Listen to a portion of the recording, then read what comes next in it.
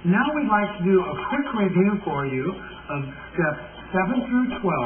We'd like to show you how we can link them together. I will call out the names of the steps and the timing without music, and then we will do it with music.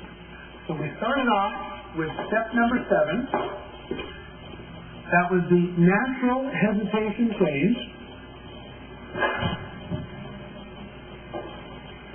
Progressive chasse to the right,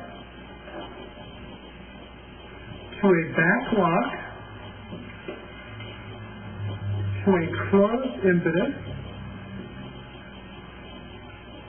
to a reverse corte, to a back twist. Now I'll call out the timing.